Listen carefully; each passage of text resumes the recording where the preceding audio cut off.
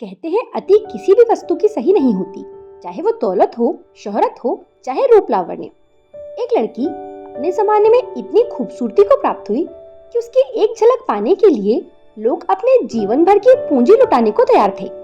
सम्राट अपने महलों से निकलकर उसका रूप यौवन देखने पहुंचते और उसे प्राप्त करने के लिए राज्यों के बीच में संघर्ष भी होने लगे। उसकी खूबसूरती का आलम ये था कि उसके रूप रंग के आगे दौलत और तख्तो ताज तक कोई मायने नहीं रखते थे। उस समय के समाज में ये चर्चा चल पड़ी थी कि जो इस सुंदर लड़की का वरण करेगा वो निर्विवाद रूप से संसार का सबसे भाग्यवान पुरुष होगा। इस बात को घटे सैकड़ों वर्ष बीत चुके, लेकिन आज भी उस लड़की के चर्चे गाहे बगाहे सुनने में आ जाते हैं। लेकिन इस अद्वितीय रूप माधुर्य के पीछे एक कम चर्चित सच्चाई भी छुपी हुई थी।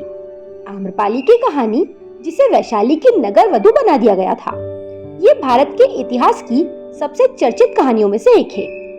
आम्रपाली की कथा ऐसी है जिसमें उस दौर की सबसे खूबसूरत और हर मामले में दक्ष कन्या को पहले वैश्या की तरह देखा गया और नगर वधू बना दिया गया, और बाद में उसने अपनी जिंदगी बौद्ध भिक्षुणी बनकर बिताना सही समझा।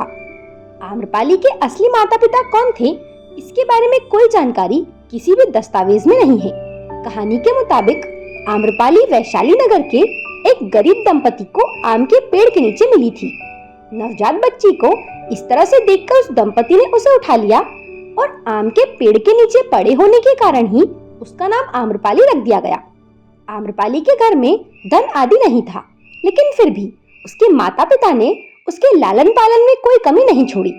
आम्रपाली जब तक 11 वर्ष की हुई तब तक उसके रूप की चर्चा शुरू हो गई थी। आम्रपाली को देखते ही लोग उसकी खूबसूरती के दीवाने हो जाते थे। ये वो दौर था जब लोग उसकी एक झलक पाने के लिए दीवाने से हो उठते थे। आम्रपाली की उम्र जैसे जैसे बढ़ने लगी, वैसे वैसे उसके चाहने वाले भी बढ़ने लगे। गौतम बुद्ध के समकालीन की सबसे सुंदर स्त्री आम्रपाली ही मानी जाती है। उस दौरान आम्रपाली की सुंदरता के इतने चर्चे होने लगे थे कि उसके लिए कई रिश्ते आने लगे। आम इंसान से लेकर साहूकार तक और व्यापारी से लेकर दरबारी तक सभी उसका साथ पाना चाहते थे। आम्रपाली के माता पिता के सामने अब दुविधा खड़ी हो गई थी कि वो किसे स्वीकार करे, क्योंकि अगर वो किसी एक को चुन लेते तो वैशाली नगर में आंतरिक युद्ध छिड़ जाता। आम्रपाली की खूबसूरती के साथ साथ उसके नृत्य के भी चर्चे बहुत थे। ऐसा माना जाता था कि अगर आम्रपाली का नृत्य कोई देख ले तो मंत्रमुग्ध हो जाता था। वैशाली के राजा मनुदेव ने भी एक बार आम्रपाली का नृत्य देखा और उसके मन में उसे पाने की चाह जाग गई। आम्रपाली को इसी कारण राज नर्तकी बना दिया गया और उन्हें रहने के लिए महल दे दिया गया। उस वक्त तक आम्रपाली का दिल पुष्प कुमार नामक एक आम युवक पर आ चुका था और आम्रपाली उसके साथ शादी भी करने वाली थी। राजा ने उसकी शादी के दिन ही पुष्प कुमार को मार दिया। इसके बाद आम्रपाली को वैशाली नगर की नगर वधू घोषित कर दिया गया। आम्रपाली अब ना तो शादी कर सकती थी और न ही किसी एक व्यक्ति के साथ अपनी जिंदगी बिता सकती थी। उसे वो इंसान चुनने की इजाजत थी जिसके साथ वो संबंध बनाए, लेकिन वो किसी एक की नहीं हो सकती थी। नगर वधू की ये पदवी उन्हें 7 साल तक रखनी थी। आम्रपाली की जिंदगी में प्यार दोबारा आया, जो था शत्रु देश मगध के राजा बिंबिसार के रूप में। बिंबिसार ने वैशाली राज्य पर हमला कर दिया और रूप बदलकर आम्रपाली के महल में शरण ले ली। बिंबिसार को आम्रपाली ने जगह दी, तब उसे ये नहीं पता था कि वैशाली का राज्य खतरे में है। बिंबिसार के साथ वो अगले कुछ हफ्तों तक रही और उसके बाद ही उसे सच्चाई का पता चला, लेकिन तब तक दोनों प्यार में पड़ गए थे और आम्रपाली को सच्चाई का पता चलते ही उसने बिंबिसार को युद्ध रोकने को कहा। बिंबिसार तब तक आम्रपाली से इतना प्यार कर बैठे थे कि उन्होंने युद्ध रोक दिया और आम्रपाली के साथ उनका प्यार परवान चढ़ा। आम्रपाली ने इसके बाद बिंबिसार के बेटे विमल कोंडाना को जन्म दिया। कुछ समय बाद बिंबिसार को उसके बेटे अजातशत्रु के द्वारा मौत के घाट उतार दिया गया। बिंबिसार के मरने के बाद अजातशत्रु ने वैशाली पर आक्रमण कर दिया। युद्ध में वैशाली का बहुत नुकसान हुआ और जब जायजा लेने अजातशत्रु पहुंचा तो वैशाली में घूमते हुए उसकी मुलाकात आम्रपाली से हुई।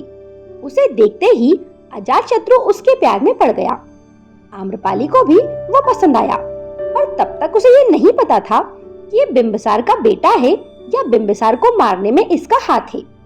आम्रपाली को अजातशत्रु पसंद आ गया, लेकिन वैशाली के लोगों को ये बात पसंद नहीं आई और इस कारण उन्हें जेल में डाल दिया गया और अजातशत्रु ने इसका बदला लेने के लिए पूरे वैशाली में आग लगा दी।